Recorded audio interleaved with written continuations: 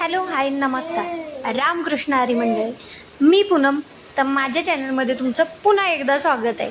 तर आज यांच्या कंपनीत पूजा होती आणि हे जरा लवकर आले होते, त्यामुळं बाहेर जाण्याचा प्लॅन ठरला. मग जरा दसऱ्याची खरेदी वगैरे करूया बघा. मग मी तयारी केली, मला तयारी करायला सांगितली म्हणून मी तयारी वगैरे केली. मुलांचं पण आवरलं. तर मोठ्याला कपडे घालायला लावली तर त्यांनी सगळे कपडे त्याचे काढून टाकले होते बेडवर. म्हणजे त्याच्यात जेवढे त्याचे कपडे होते ना सगळे बेडवर इसकटून टाकले होते.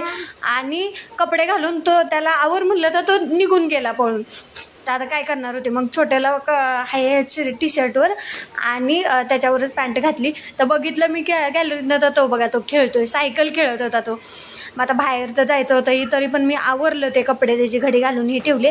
परत वरती आला आणि मग आम्ही निघालो. यांनी लॉक वगैरे लावलं आणि लिफ्ट आहे त्यामुळं आम्ही लिफ्टमधनंच खाली आलो.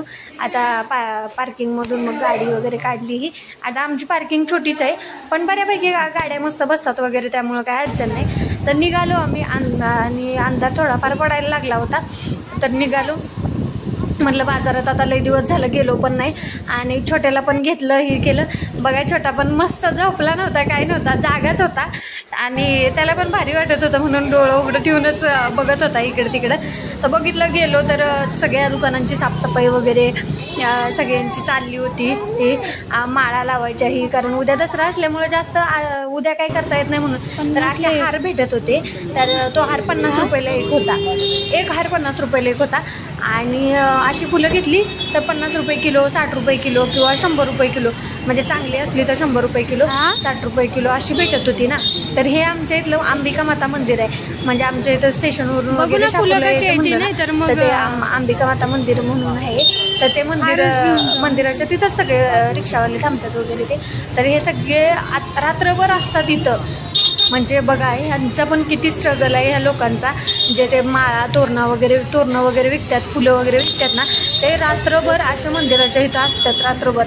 ते फुलं माळा घेऊन, कारण कोणी पण येतं जातं. आणि सहसा दसऱ्याची माणसं लवकर येतात जातात, ती सकाळचं पण लवकर येतात जातात, ती कामवाली वगैरे असतात, त्यामुळे उशिरा येणारी चॅनल म्हणून. आणि हे मंदिर आहे बरं का.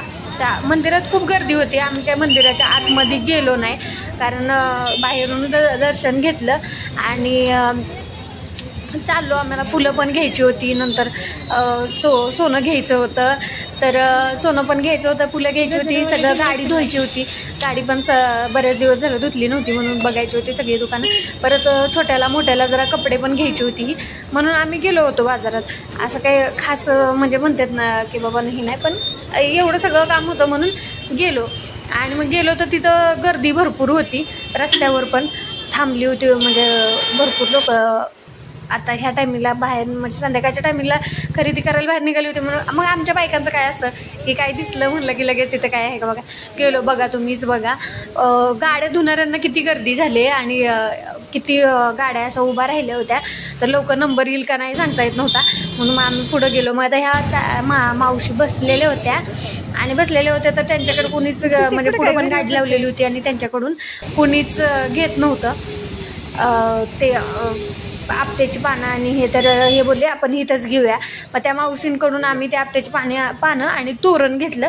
तर तोरण घेतलं तर त्या बोलल्या 40 रुपयाला, म्हणजे आपट्याची पानं आणि तोरण 40 रुपयाला. तर मी बोलली 30ला द्या.